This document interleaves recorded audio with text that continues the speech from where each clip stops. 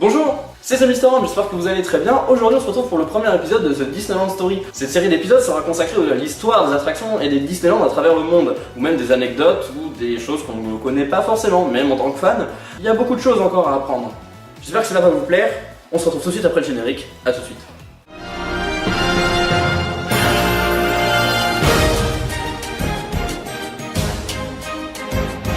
To all who come to this happy place, welcome.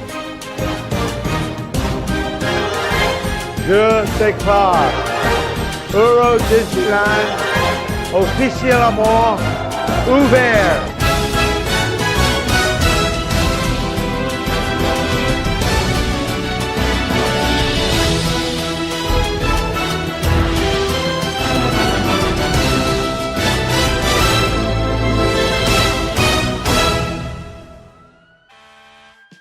Vous pensiez que le smartphone avait révolutionné l'application Disneyland pour connaître enfin les temps d'attente, réserver des restaurants, voir les personnages, connaître des anecdotes? Eh bien non, Disney avait déjà tout prévu. Avec quoi? Non, je vais vous parler de l'ancêtre du smartphone ou même l'ancêtre du Google Home. Je vais vous présenter une peluche. Oui, une peluche. Ceci est l'ancêtre du smartphone à Disneyland.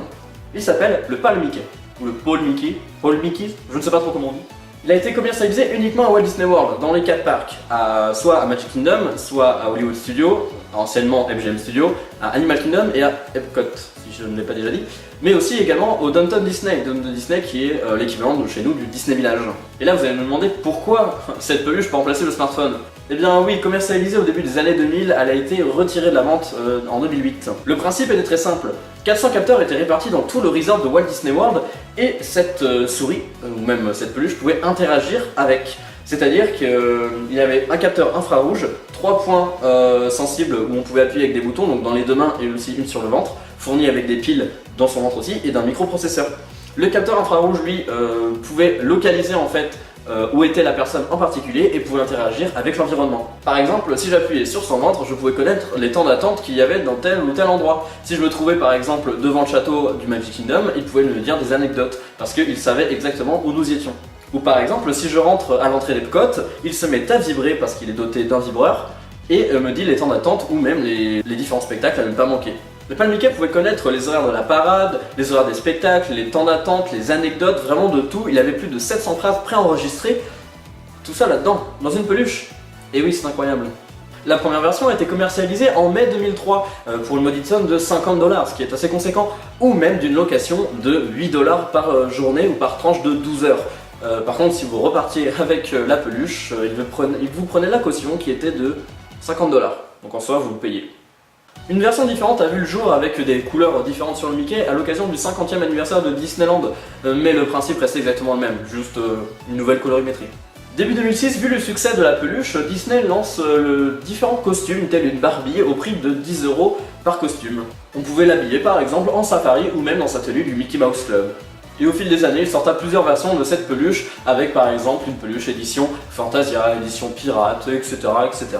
Pour communiquer, comme je l'ai dit précédemment, le Pal Mickey était doté de capteurs infrarouges et donc d'émetteurs infrarouges partout dans le parc, ce qui permettait aussi à Disney de suivre vraiment chaque peluche une par une à travers la journée d'une famille à Walt Disney World, ce qui était un peu du traçage en quelque sorte, ce qui était aussi intéressant pour voir combien de temps attendait telle ou telle famille avec tel ou tel Pal Mickey entre les mains. Mais avec l'arrivée des smartphones, l'application a juste détrôné carrément le Pal Mickey. Pourquoi acheter 50 € une peluche qui nous dit les temps d'attente alors qu'une application le fait alors que le smartphone nous l'avons payé à tout jamais? Pas besoin d'une location.